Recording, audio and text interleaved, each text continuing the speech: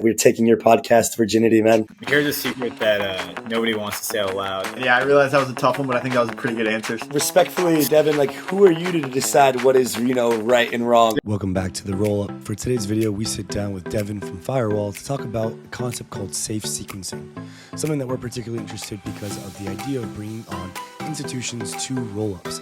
Right now, we think a lot of institutions will probably come directly to Ethereum L1, as we've seen with BlackRock and others. We think that if we can push forward higher level of security on the sequencer level for rollups, we can have this capital be allocated to L2s. Today we talk about the vision for Firewall, Devin's story getting into crypto, what safe sequencing is, the trade-offs, any centralization risks, added complexities, and more on a technical level. Hope you guys enjoy. Let's jump right in after a quick word from some of our awesome partners. Vertex Edge is now live on Say Network. Say users can now trade 50 plus spot and perp markets with the unified order book liquidity of Vertex Edge across Arbitrum, Blast, Mantle, and Say. The next 6 weeks, 850,000 Say tokens will be up for grabs as trading rewards every single week, exclusively on Say. Join Vertex on Say Network now on Vertex Edge. That's vertexprotocol.com. Welcome aboard on our journey into the singularity. This is the endgame roadmap for Frax and Fraxtal, the new L2 out of the Frax ecosystem that is totally based on fractal scaling. Fraxtal is a modular L2 blockchain built by Frax with modular and fractal scaling in mind. Fractal scaling is based on the Mandelbrot set of fractal images, and it explains how L2s become L3s and the entire Appchain lifecycle goes through its evolution. The Frax ecosystem is made of some of the top builders in the space and has stemmed from its OG days of the Frax stablecoin. It is now in the LST space, the LRT space, and this Fraxtal L2 joins the existing suite of Frax products, including Frax Swap and Frax Lend. You can see Frax Ferry, the bridge to go from any chain, Arbitrum, Optimism, or mainnet into the Fraxtal mainnet. Bridge your tokens and bring your Frax assets into the Fraxtal ecosystem. Join today to get the best out of Fraxtal. You are still early. Join today, take part in our expedition into the singularity. What's going on, guys? Welcome back to the Rollup today with my co-host Rob. As always, talking today about kind of building a safer rollup ecosystem with Devin from Firewall. We have a ton to go over about talking about some of the kind of problems in the space, how Firewall is going to address some of these, and just kind of generally building a better, safer on-chain ecosystem. I think it's something that we can all kind of rally behind. Just got to figure out how we do it. So excited for that today. Devin, I think it's your first pod. So welcome. I'm glad that we're taking your podcast virginity, man. It's great. Awesome. Yeah, really excited to be here. Thanks for obviously taking the time and excited. I mean, we haven't really spoken too much about Firewall publicly yet. So this is a great opportunity and excited to start sharing what our belief and vision is for the future. Yeah. I mean, I think we got introduced to you from Smokey from Barachain. You guys are friends from something, right? Yeah. Smokey is one of our angels. Obviously, great guy and love the Bara community. And of course, clear synergies between what we're trying to build and what they're doing with proof of liquidity. So, yes, and he's also a fellow Canadian. So, nice. We vibe on many levels. Dude, what do you think about Mert leaving Canada? I don't know if you saw that. If you know who Mert is, he's he's full Canada bear now. Honestly, I can't blame him, man. I haven't even lived in Canada for years. I just came back actually. I don't blame him. Honestly, Canada's a bit of an interesting country. A lot of dystopian things going on here, especially if you believe in crypto ideologies. But I don't know. Honestly, I lived in Dubai the last few years, right? I don't blame him. I get what he's saying, but sometimes, the fam it's hard to leave them. So you got to come back home. And I don't fault them. Let's put it that way. Nice. Yeah. I'm all my family's Canadian as well. But anyways, I think a great way to kick this off, Rob, is because we're going to be talking about some of these kind of problems of on-chain security and DeFi.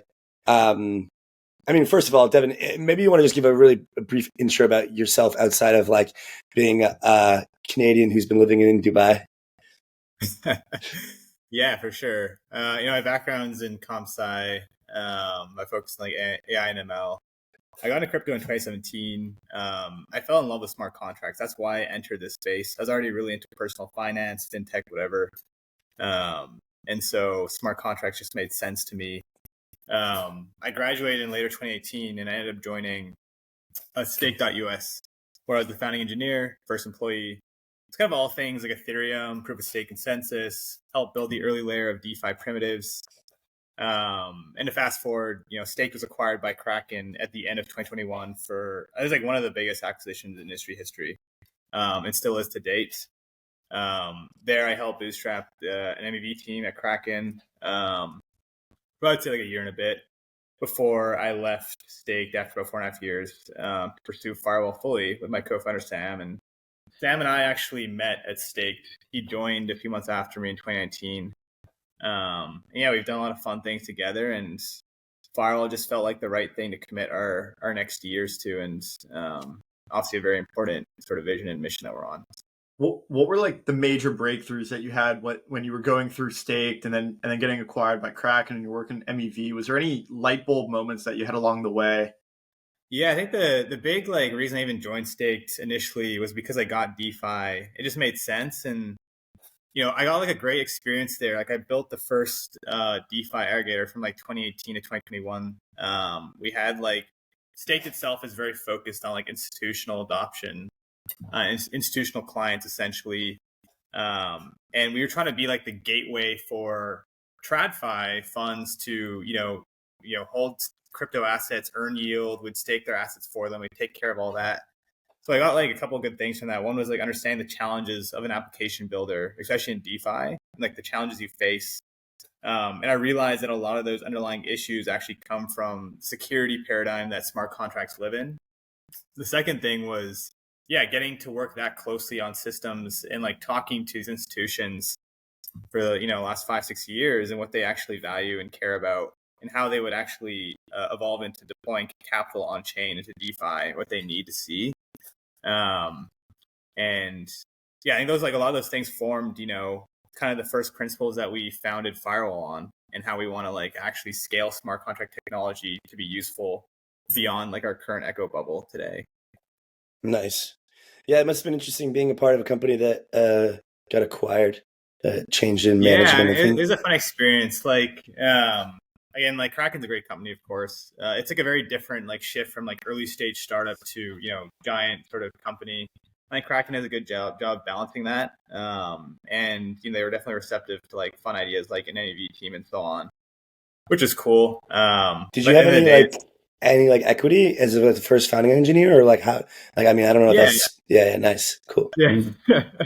Yeah, awesome. For sure. I had equity, and like it was actually my first job, after graduating. So that was like your first exit, kind of. Yeah, literally. Yeah, first job, first exit. I never actually, when I joined Stake, I didn't expect to stay there for as long as I did, but it just made sense, and I just fell in love with crypto more and more as I stayed there. And of course, we were a very successful business, and I learned a lot. Honestly, I mean, I worked closely with the founders there. They gave me the kind of the blueprint to venture success, and obviously hoping to replicate that here. But definitely a fun experience, get acquired, and a lot of cool things we've done. I just remember like the Miami retreat, the after the acquisition, it was just like crazy.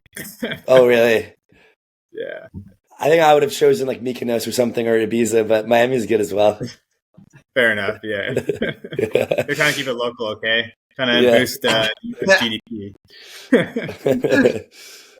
Yeah, nice. Yeah, I mean, I definitely we'll dive into Firewall and the why. But still, like one more question on Stake. Like, why do you think it was so successful and enough so to be acquired? When you look at so many different startups out here, and a lot of them don't ever launch anything. They were successful enough in prod to get acquired. Why do you think that was? it honestly just comes from like caring about what actually brings value, right? I think there's a lot of exciting things in crypto. And a big part of like the reason like things change every day in the ecosystem is because there's a lot of funding towards new innovative ideas that, don't actually have any real PMF today, but they might in the, sometime in the future. Stakes really focused on more of like a traditional business model, honestly, when it came to, hey, like here's a simple problem. People love yield. Investors love yield, especially back then in that era of like zero. Like it was basically, ZERP, right? There's zero interest rate rates from the Federal Reserve at that time. People were dying for yield from TradFi. So like being able to like model and sell like crypto staking yield as like this fixed income product just made a lot of sense. And you just where the money is, right? It's like, okay, yeah, there's billions of dollars these guys hold. They want to earn yield. We can just make an easy business model, make it super easy for these guys on the technical side. We abstract everything for them. You just collect some spread on that. And it's like a very flywheel business, The more assets you bring into your business, the more other sort of big clients and big TradFi funds will say, hey, like XYZ, like Pantera is using stake to stake all these assets. They must be trustful, and like we can like stake there as well. It's just easy, and it's just like that flywheel of liquidity. That's something I definitely learned is like how like the flywheel of liquidity is all that matters, especially in when you think about like DeFi applications that are financialized. And how you create that is obviously important. So yeah, we learned that a lot with network effects nowadays. And all of these roll-up clusters have some form of network effects. And it's almost like a everybody wins, you bring more people in, flywheel upwards, positive impact. So yeah, that makes a ton of sense. And so you guys were basically offering like portals for TradFi funds and then just like making it very easy for them to stake into protocols. Yeah, exactly. Crypto funds, TradFi funds. Like I remember one of the big things Stake did from day one, strategically at least, was they brought on venture from Pantera and like all these other big funds that held a lot of staked assets. They became their first customers, and again, that's just like how you build trust in a brand like that, right? And so, yeah, basically a portal for these funds to enter crypto essentially and see something that they can invest in, really. Yeah, very cool. Ultimately you ended up leaving that and going into Firewall. What were some of the issues that you saw and was like, it doesn't really make sense for Stake to, kind of solve these issues, but you noticed them and then they sort of influence your journey into like the next venture. Yeah, definitely. Like again, like I saw like there's a lot of tailwinds even today you see on the market of like TradFi wants to enter the space. There's a lot of regulatory adoption sort of tailwinds happening, ETFs, etc. Policies are shifting. That's all exciting stuff, but at the end of the day, you look at the actual like what we have here today. People like complain. There's a big meta right now about like obviously overinvestment into like infrastructure and a lot of complaining about like that, and everyone wants to focus on applications. And like, trust me, I'm like right there with them. Like, I want to see applications like be useful in crypto. But you look at the fundamental issue. It's like if you try to explain how blockchain systems work, today to someone who's outside of crypto, they'll think you're like crazy because it just doesn't make sense to them. Like, oh, really? Like you send a transaction, or someone steals your money, you can never get it back. Like it's irreversible. There's like nothing that stops this from happening. Like there's no filtering mechanism. And that's kind of what I was like, okay, like it's nice that we're starting to see this adoption, right? On like the financialized side of it's like really the centralized side of like crypto. But the decentralized side, the on-chain side is lacking a lot of that adoption because again, of smart contract risk. And that's what made me realize, hey, yeah, like we need to like shift the paradigm shift required to like bring these guys onto on-chain as well, not just like into centralized crypto. It needs to be built, and that's an architecture piece, right? That's missing today, and that's really what inspired me. Is like, hey, there's no way that crypto is gonna and like smart contracts are gonna like achieve the potential for adoption that they can unless this is fixed. It's like a fundamental issue that still exists today. So. And I think one thing that's particularly interesting, just to add on to that, about this, it's not just about the smart contract risk.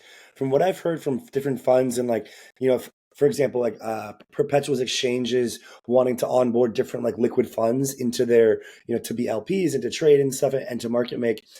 It's also about the fact that these regulated entities cannot interact on chain with non KYC'd AML'd addresses. Yeah. So, like for example, I'm pretty sure I'm rocking the ZK Sync shirt today. I'm pretty sure ZK Sync did something, or at least they have been working on it behind the scenes, such that there's addresses that are not able to deploy funds into or to bridge into ZK Sync in any capacity, or at least through their canonical bridge, that are registered with this list that's blacklisted. And so there's this software that every block or like every second it updates this list. And if one of these blacklisted addresses sends funds to any other address or anything, they add that wallet address, and then it automatically gets blocked, firewalled basically. And so that's kind of another kind of situation happening where some of these perpetuals exchanges are thinking about, okay, we should just launch our own chain, like our own Appchain, bring this software in, so the only people that are into this that can access our products are basically non blacklisted users, and that gets them in like one step of the direction closer to like getting that adoption. But they would still theoretically need to like have a KYC'd account such that every user is KYC'd, not just like innocent till proven guilty, but completely also identified.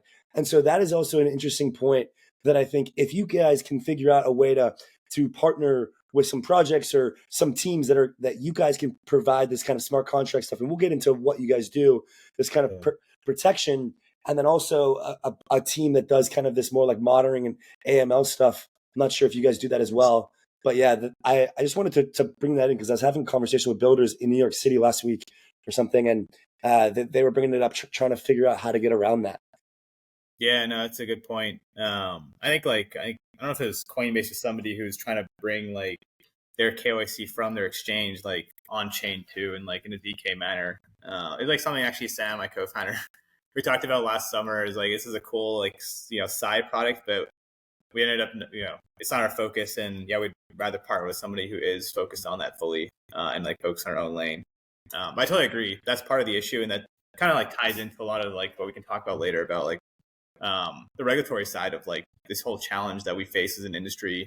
How do we actually make this like 99% of the capital from like traditional markets feel comfortable?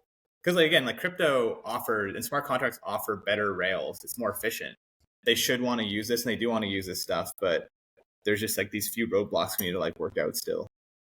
Yeah, I mean, smart contract risk and regulatory risk are two significant ones.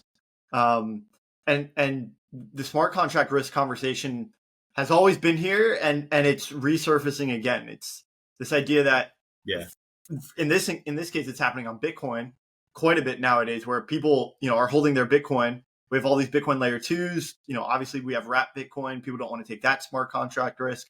They don't necessarily even want to operate with native Bitcoin, whether it's on the Bitcoin L1 or an L2. They just want to keep it, hold it, store it, hodl.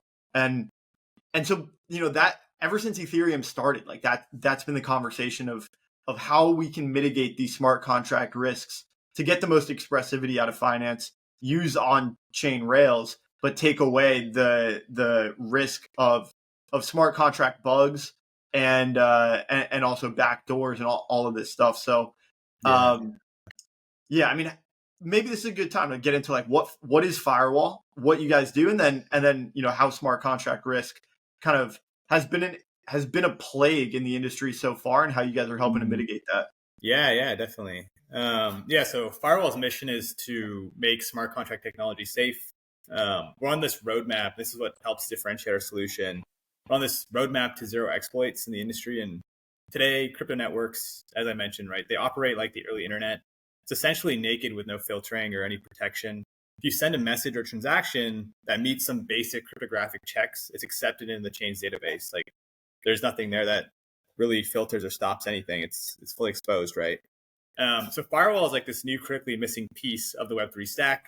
It's not custodial. It's a trustless security layer to plug in and enhance a smart contract network's execution consensus layer. that essentially just acts as a filtering mechanism for malicious actions. I think like today's cycle is very focused on speed, which is important, but it's just not enough, right? Just speed is similar to like a race car with no brakes. It's useless in the greater context of utility. What I often say is like, I was like, okay, cool. I can watch my $50 million get stolen in 2 milliseconds versus 200 milliseconds. It's like, it doesn't actually add any value in that sense when you think about what is the end goal of this industry and this technology. So at Firewall, we uniquely believe the future of Blockspace is speed times security, which is an architecture that we're pioneering for chains to plug in and use. And so I'd say simply put, Firewall, we're building safe Blockspace. Today, Blockspace is unsafe for on-chain financial applications, and we believe that crypto's utility cannot scale beyond our current echo chamber without fixing this issue. And the vision, I'd say, is in 3 years, every smart contract network will be firewalled. Epic.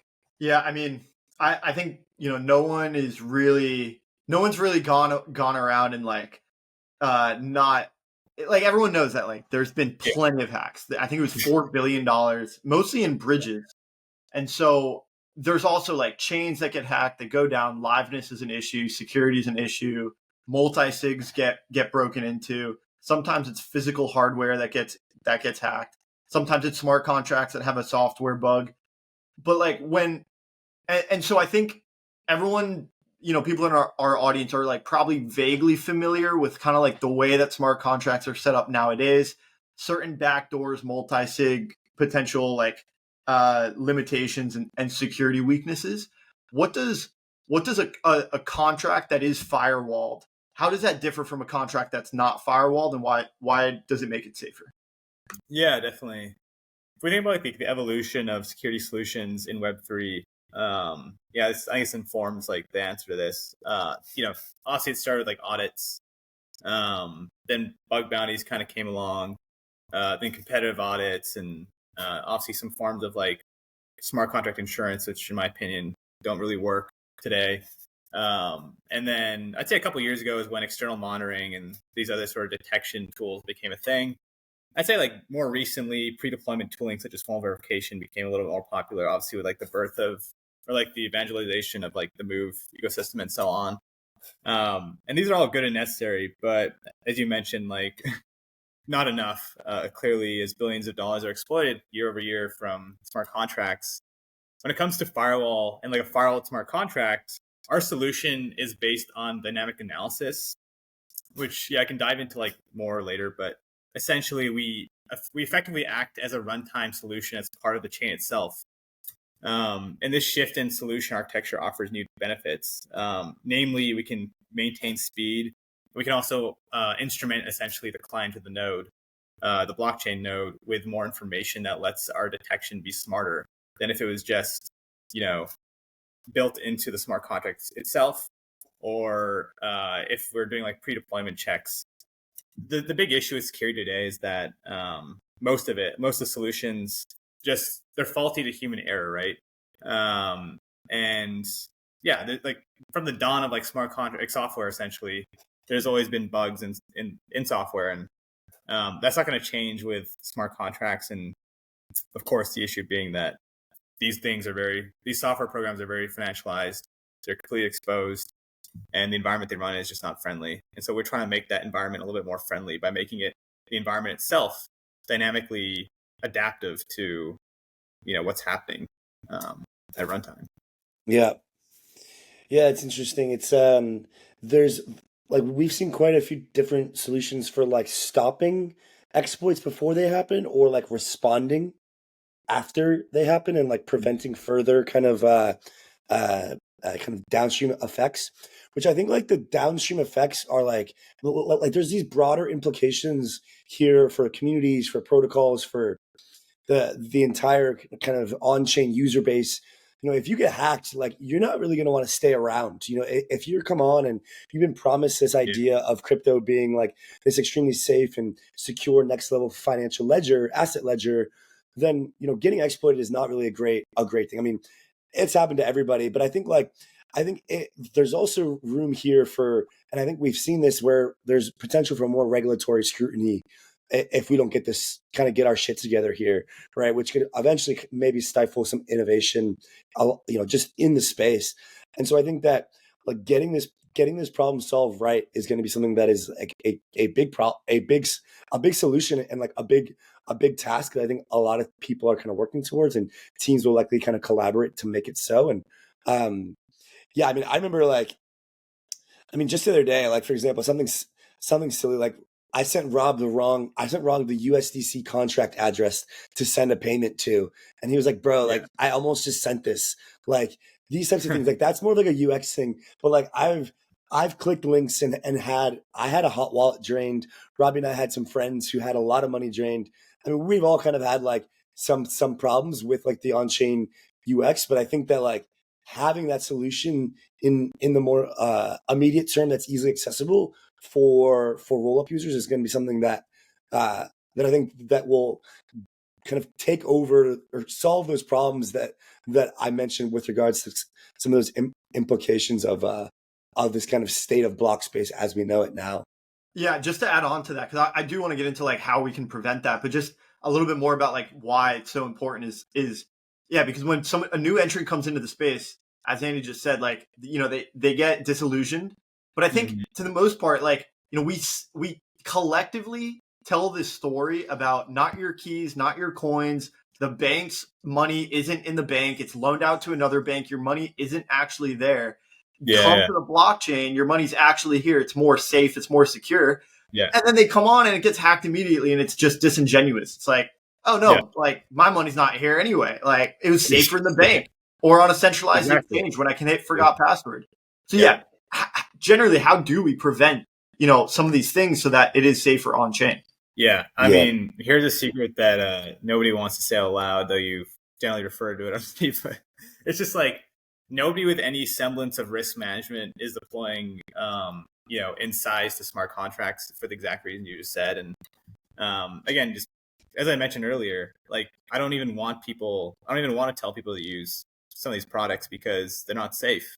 As you mentioned, we all have friends and we've done it ourselves. Like we've all lost like money in these things, like in DeFi and so on, right? And it's fine with like a little bit of shit money you're kind of like throwing around, like having fun with, right? But you think about like actually trying to build a real alternative financial system. That's not like fuck around money, basically. That's real money that like people need. And how can you do that on the basis of like, losing all my funds in like one transaction?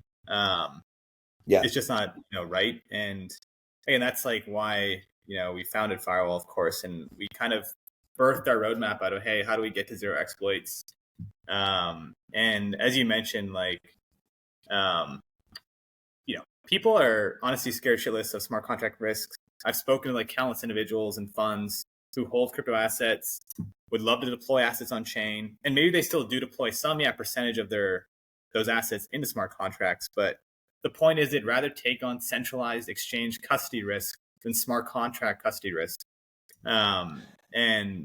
Which is like the biggest group of people. Sorry to kind of interject. That group of people that are on centralized exchanges is what we need to come on chain. Like we need to get that segment on chain before we can even go think about like new segments. And I was speaking to Kane, the original founder of Synthetics at I think in Brussels about this. He's investing. Beautiful. And so like we were talking about like, okay, like he's building Infinex or something, right? Like this really cool kind of abstracted experience for DeFi. And we were just talking like, it's not like DeFi against TradFi right now. It's like DeFi and on-chain against like Binance. But like, yes, Binance brings them in for us, but that segment of users, we got to get them on chain. And so let's talk about that. Let's talk about this like safe sequencer that you guys are building. So obviously we're the Rollup. I think a lot of people watching this, probably some sort of builders, developers, more or less like sophisticated retail, people that care about the tech. And so, if I'm a Rollup builder, why should I care about a safe sequencer model that you guys are proposing? And kind of what even is a safe sequencer? And how does your kind of like AI background allow some of these machine learnings to kind of come into play to enable the safe sequencer to work? Yeah, definitely. So I'm gonna start with the safe sequencer and kind of what it is a little bit more. The safe sequencer is a sequencer client. It's integrated with AI and pattern recognition to filter out smart contract exploits that block construction for a rollup. And it's built to be extremely fast and stop malicious transactions while remaining trustless and non custodial. And a big part of our product kind of experience that we wanted to make was like, hey, let's make this plug and play. Like, it shouldn't cost or like put a lot of effort on the rollup or the chain operator side to like adopt this solution. And so we started by modifying the OP stack. We forked the OP stack, built our initial sequencer integration into that upon the REST client, and from like I don't even know how to put it simpler than this. I mean, to run the firewall like solution on your rollup, you just run like our sequencer instead of like the vanilla OP stacks sequencer. We've only enhanced basically the client. We haven't actually modified or made it incompatible in any sense or any way. And that's kind of the TLDR. In terms of like why as a rollup you would want this, like to blatantly say it, like rollups today are commoditized. Like this is also part of like the modular thesis, right? Like we expect these things to be commoditized. That's how you creating cheap block space, creating fast transactions, making that like commonplace is how you actually unlock a better user experience for the end user. That's how you unlock like the innovation that we're starting to see across like this layer of rollups. And the issue though that poses to like individual rollup chain operators is how do I differentiate from like the guy over there or the team over there? And again, like today, like cheap transactions, speed, it's all like commoditized. Firewall offers a way for you to differentiate and enhance your block space to make it easier to attract liquidity. Essentially, that's like what we're all about. And I think one thing that's important to like call out here is like we optimize and differentiate on an aspect that users actually give a shit about, which is their asset safety. And so we think about like kind of how we are entered into the sequencer ecosystem, and obviously there's like different types of sequencers out there. That's like one thing I always stick to is like our foothold that we've created is around security because we've talked to the users, we know what they care about. This is how you get more liquidity onto your rollup, like make it safer. It's that simple. So Yep. And so is it like a wrapper? Like, okay, so let's put this in practical terms. I'm Arbitrum. I'm running Arbitrum 1, biggest rollups in the world. How do I use Safe Sequencer in a non-custodial and remain my key properties of basically like verifiability, integrity, liveness? yeah. So how do I get the firewall Safe Sequencer? Like I'm thinking about it as like I have a sequencer. It's a bunch of tech in a in a warehouse, basically like hardware, and then you wrap this software like code around it, basically to keep it safe. But like, how does that like work to keep those like maintain those core properties of blockchain? Yeah, definitely. I honestly think of it less of a wrapper and more of like a direct like penetration in a sense of the client itself. So like we're buried right in there. Like firewall, like we firewall like the chain as you're envisioning it is like a wrapper around the chain itself.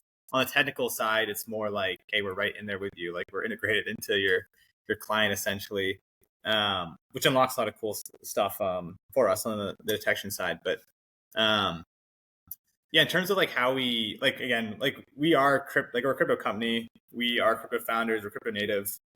We believe in the ideologies of trustlessness, decentralization, and so on, right? And everything we've built is based on those principles. And so how we adhere to like a trustless product nature, I'd say it's effectively two steps and something that we are innovating on. The first step is essentially, you want to prove the detection capabilities of the AI models. So you run like a back test, essentially create this like provable reputation for the model saying, hey, this thing will block this. These are the exploits it'll block. This is what it won't block.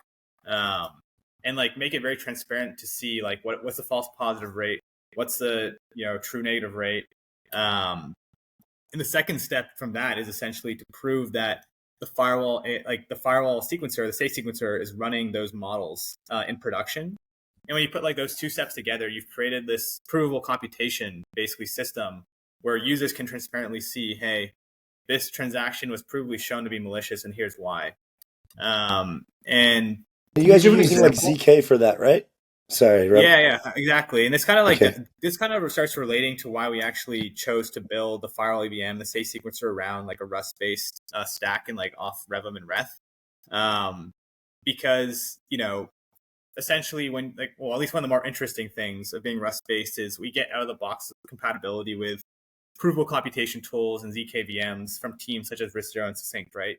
So we basically integrated with those teams and or those like tools. And that's how we're like, that's like one of the beautiful things, honestly, when we see like this innovation on like the ZK layer. It's like, yeah, like some of the stuff that we're building today, no one has done today in the detection security space because it wasn't even possible, honestly, or at least like the ability to do so was so hard before. Like we're not a team that's experts on the ZK nature of this stuff, but they've made the tool so easy to use that we can create better solutions. Like, hey, yeah, we can prove to a user that this is a algorithm that said this is malicious for this reason. And there's a trustless nature there. It's not like Sam or I are like, putting our hand on the button and saying, hey, we're going to block that, like it's impossible. We don't have that control of the system. Okay. So the Firewall EVM has its own set of like there's some sort of like unique consensus mechanism here, basically, that you guys have also built that contributes to the verifiability of the safe sequencer. Yeah, I'd say like when we think about our roadmap, so our go-to-market is a safe sequencer. To start, it will be a single client nature. It won't be decentralized, but it will be trustless and it will be neutral essentially because we will have the provable computation aspects to it. How we're kind of enhancing that, the biggest kind of challenge I'd say, or like trade-off that we make is like we're essentially introducing this like layer of censorship, right? It's like, hey, we're saying that this thing here is malicious. We're not going to let it be included in the state of this chain because it's trying to steal money. And that kind of burrs like these peripheral pieces of our ecosystem that we're developing past our initial like product launch. And so again, the nice thing is when you've made everything provable, if you're saying you can prove what an exploit is, you can inherently then prove what is considered actual censorship. That so if you're a user saying, hey, I got censored, but I wasn't attacking this chain, here's all the provable computation to prove that. And like, you can now get recompensated. You can get basically your transaction included. And that's like that secondary system that we are building. Essentially, it's like this. That's where our network kind of comes in. Like that's where consensus comes in. Essentially, yes. I see where your MEV background with stake comes into, where like you're basically building safe blocks over time. Yeah, exactly. And like, because where these exploits happen is basically on the block building, like somebody does a transaction, an exploitive or malicious act. It's the block builder, and then like the proposer, and then the builder and the Ethereum land that basically makes this happen, that confirms this on chain. So you guys are just getting in between. Is it in between the proposer and the builder where Firewall comes in, or like, can you maybe explain on the block building how Firewall EVM comes in there? Yeah, definitely. So just like a transaction will come in like normal, sent to whatever, and at least on the sequencer side, right? It's like honestly just one client right now for most rollups. That comes in, it's like in the mempool, right? Whatever you want to call that. That is, consumed by the execution environment of the EVM. It runs through that. That's all normal, right? That's all part of our sequencer too. The added step is that when we execute that transaction to like figure out, hey, is this valid or not? We've enhanced like what we consider valid or not. Like if it triggers this, it runs through this pipeline of detection tooling, pattern recognition, AI models. If it triggers like, hey, this flag saying, hey, this is actually malicious, this is an attack, instead of just including it into the block now, we just like discard it. We essentially jail it, right? Or quarantine that transaction. Does it just like fail? Does the transaction just like fails then, or like doesn't go through? Yeah. So basically, it gets isolated, it fails, and that's where like that second periphery system comes in to say, hey, like if the user wants to challenge that, like quarantining of their transaction, they can, and that's what we've built these tools out. Or we are building those tools out to let them challenge that and get remediation of like, hey, I was censored. If you're censored, then great. The sequencer screwed up, it gets slashed, and like you get paid for that essentially. Okay. So the safe sequencer is, as you're saying, connected to the client's node, and then effectively the transaction goes through.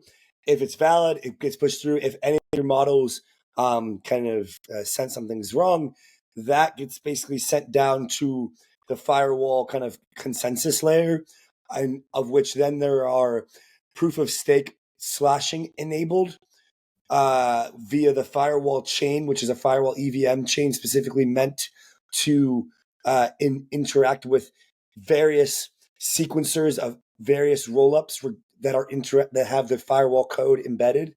And then basically the firewall chain is settling all of these different disputes or arbitrations or failed or malicious transactions or just normal transactions onto the own consensus of the firewall EVM chain.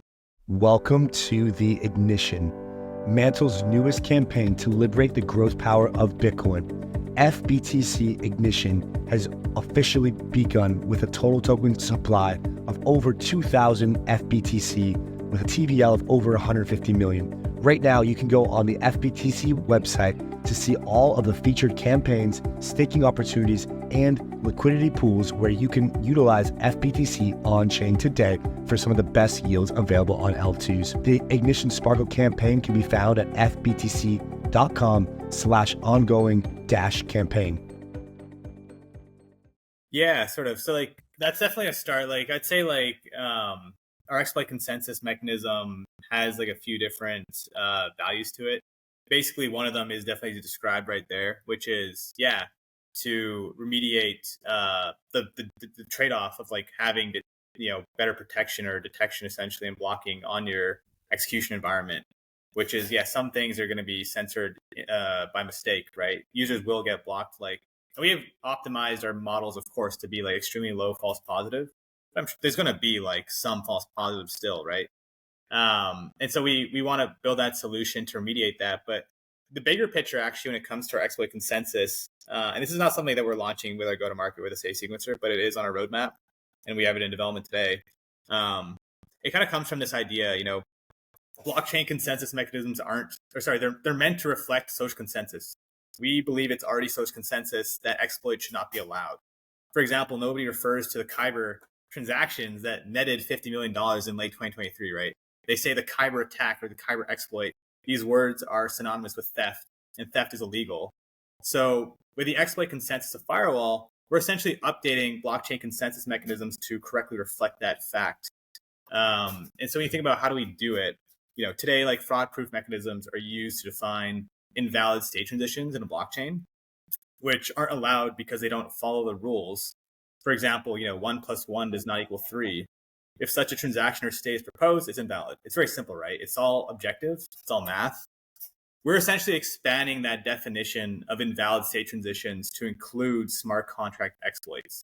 So we essentially are using that mixture of mathematical and social attestation to classify transactions as exploits within the Firewall EVM, within the safe sequencer.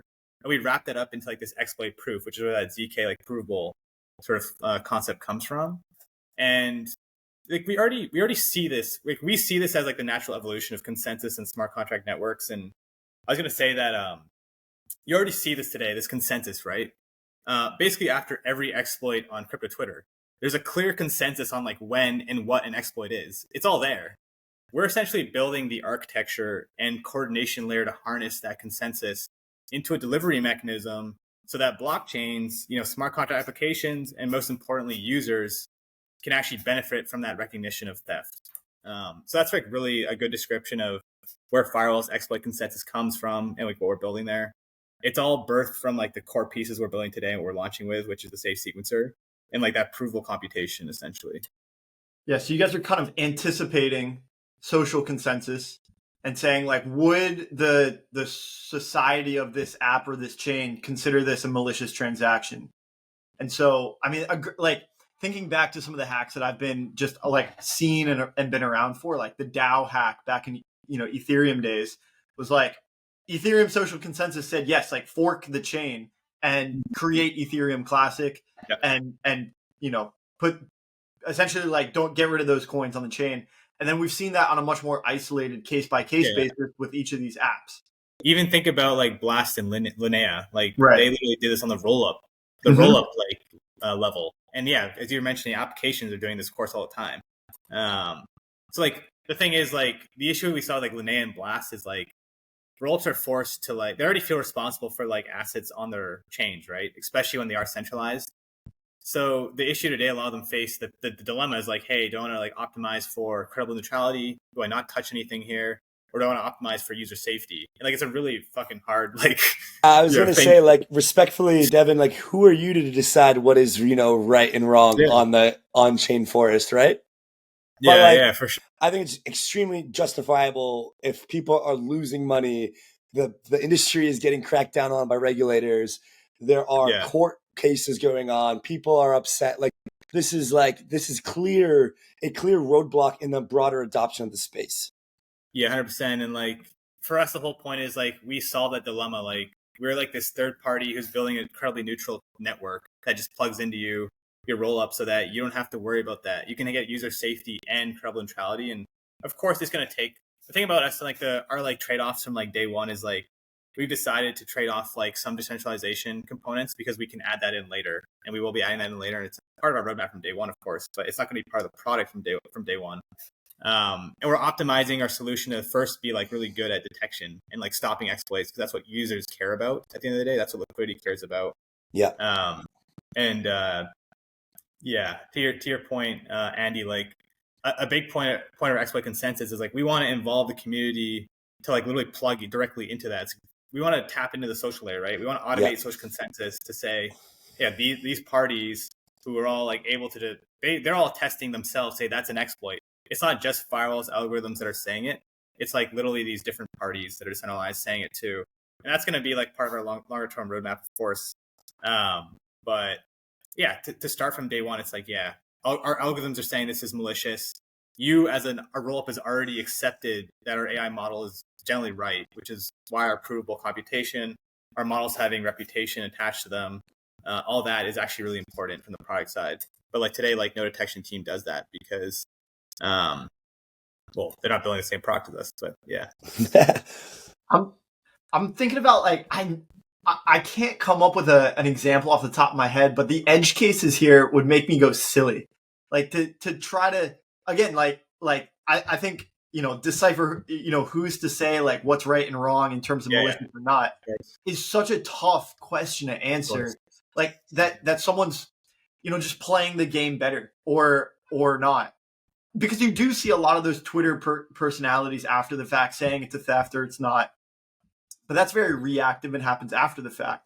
Fair enough. And so is there almost like a dispute delay period where maybe something gets flagged, it gets sent to like kind of this contestable nature, like debate type of realm, and then people can vote on it with some form of social consensus, and then maybe there's a reorg, right, that allows that transaction to go through? Or for some, how do you plan on handling some of these edge cases?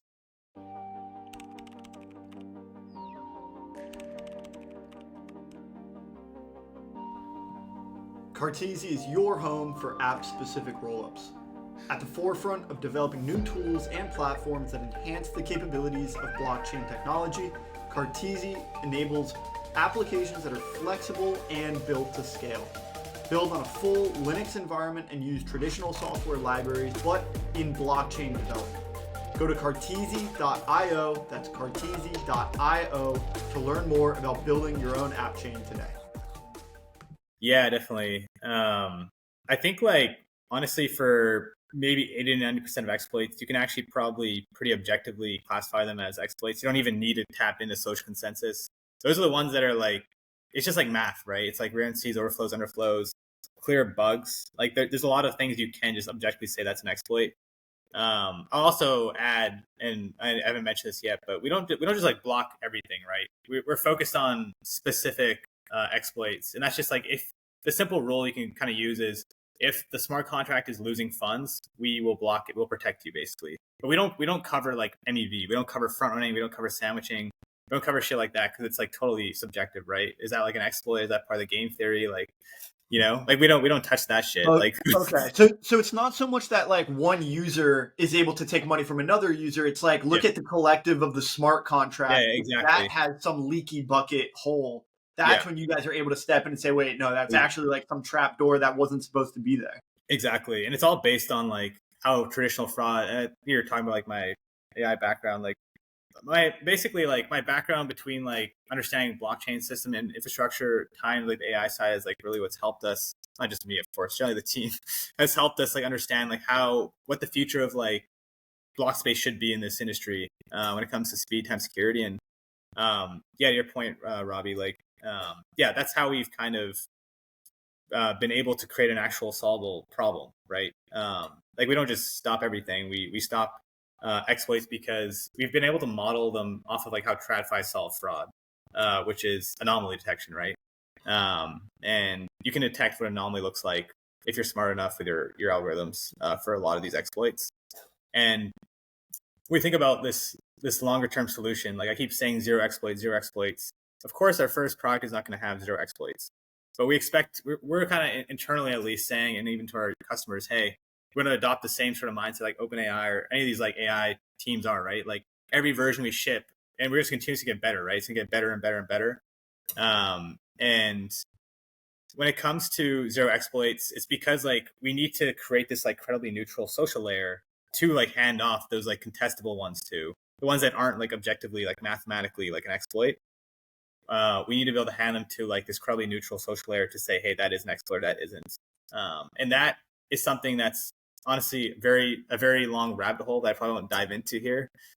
But it's off this concept that we've termed as programmable finality. It's the idea that you can decouple execution of a transaction from finalization of a transaction. This already exists today on rollups, right? Obviously, between like the time that the data is posted to the data layer and stuff, and like there's already that time there.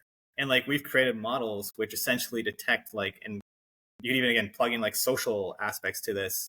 That there's already like a natural settlement delay essentially between when a transaction is executed and a transaction is finalized.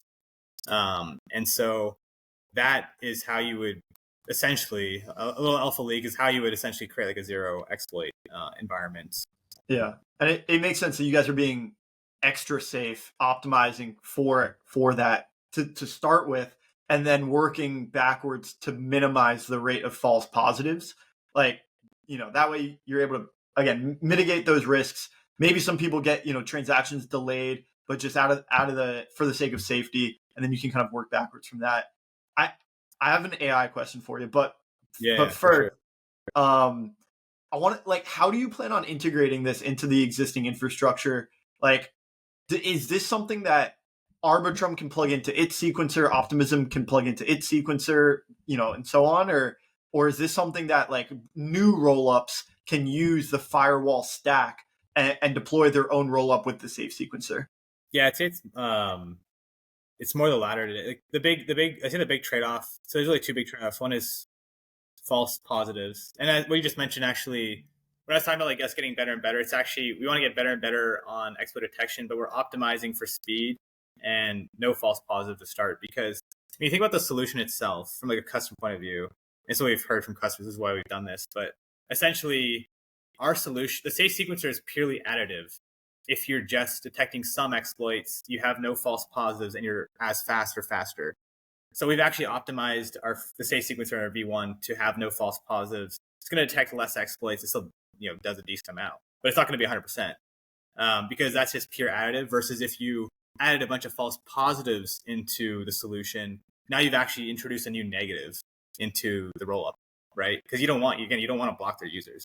And so that's like one thing we made there. But in terms of like how so that's like one trade-off, right?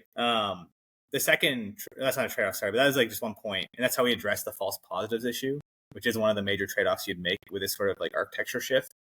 The second is kind of what you just alluded to there. It's related to that, which is, you need to essentially block off the ability for someone to be able to just submit a transaction into the chain forcibly, right?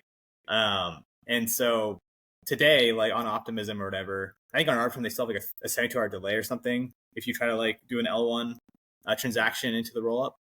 But that's like we basically gate that off. So like you can't just like submit a transaction from like L1 into the rollup. You have to go through the sequencer, because if you don't gate it, then like an exploiter would just simply submit to through L1 and like still get included, right? And still steal the money. And so how we, again, like that sounds bad from like, just saying that, but how we've addressed that is, again, related to our provable computation. Like if you can prove that, your transactions on exploit via like our nature of proofs, then like you can submit to L1 directly, right? So we're not censoring users, right? We're censoring attackers. That's like the big kind of differentiator there. And so when it comes to like, can Optimism plug this in? Like depends how they want to, adapt like their super chain sort of like laws and like the rule of law there or whatever. I'd say like they probably today, like, they can't, because they probably don't have that nuance in like their acceptance of like forced like transactions through L1. Of course, like a big thing that we're doing is like we are trying to like pioneer that so that actually becomes the adopted standard. But it is more so for like new rollups today. Like they just launched with like the OP stack that's firewalled essentially. And it's just like plug and play. Like again, like all they need to do is like run the firewall sequencer. That's the only thing that's really different about the client and like the whole rollup base. We have like maybe, I don't know, we have like a very small like footprint essentially on the technology stack itself. It's still mostly like the ARP stack or mostly the OP stack, right? I have some alpha question here. When will we see a roll up with a safe sequencer live? So this comes kind of like to our big milestones for this year. So our big milestone essentially is we're launching our public testnet in Q4 this year. That's gonna be a big push for us, not just from like, of course, the technical side, but the product side, but also from the community side. Like we're starting to really ramp up like our ecosystem development with the launch of the safe sequencer testnet. And I'd imagine, Q1 is when you see the first live roll up with a safe sequencer. And our big sort of thing there is, again, like we've talked to a lot of rollups, and we've also realized that they all just want liquidity, right? And that makes sense. So you just want liquidity on your chain. That's how you make your apps like attractive to build on you. It's like a flywheel, right? Again. And so when we think about how do we incentivize someone to run the safe sequencer, it becomes simply, we'll bring liquidity to your chain. And so to that extent, like we kind of see this way of like playing out. We talked to like TradFi funds and like just crypto funds too, of course. This idea that it'll become like a fiduciary breach essentially to deploy on-chain capital to Blockspace that's not firewalled. Like, why would you do that? You should be going to the safest area. And of course, it's going to take time to develop, but it makes sense because it's like true. And like when you look at like any capital market in the world, of course, like the most liquid ones, the ones with the most assets are the ones that are the safest, like risk reward. So we just simply reduce the risk, and like the reward just happens to go up, automatically by that balance of the scale. Love it. Yep. I got one last question. I think this will take us home. Like we were chatting with Ilya from Near the other day about kind of like his vision for AI, and he mentioned something that kind of gave me a light bulb moment, which is this idea of, once we have AI agents, we can program smart contract logic to basically like deploy these AI agents. And so this is kind of an ironic question, but basically like if you have an AI model that's detecting like this malicious behavior, what's to stop that AI model from deploying a smart contract to deploy an agent to like have basically backdoor the AI model itself because it deployed the agent itself and take all the money from the smart contract? Sorry, so you're saying an AI basically would be identifying like a hole in like our detection essentially, and it would deploy. I'm saying like, yes, basically like the AI model like deploys the AI agent because it knows what the model it can detect or not detect. That's interesting. So, like the AI finds the loophole within the model itself. I'd say like that's an interesting future. It's the future, sir. It's the future.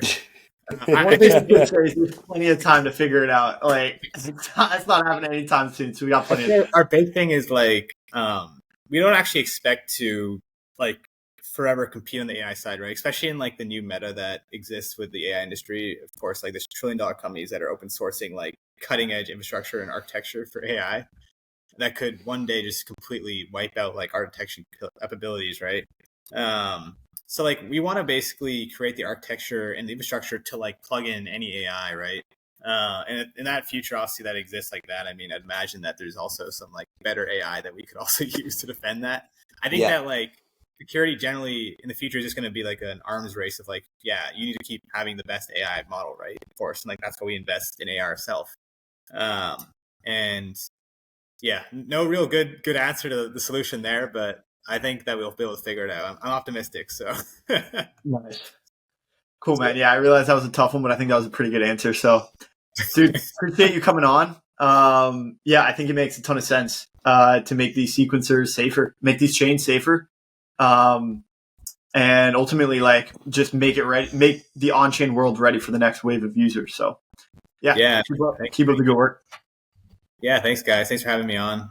Super awesome. And yeah, as you said, happy to let you guys take my podcast virginity here. So, hell yeah, dude. Yeah. Thank you, man. That, Firewall, we're excited. We're also innovating in a new paradigm.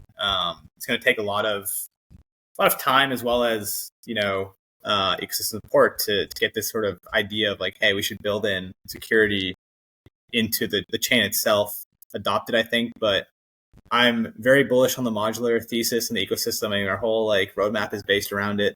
And so, yeah, excited to see the next few months here, and excited to launch our public testnet later this year and get things rolling. Hell yeah, brother. Have a great weekend. Thank you for coming on. Cheers. Awesome. Thanks.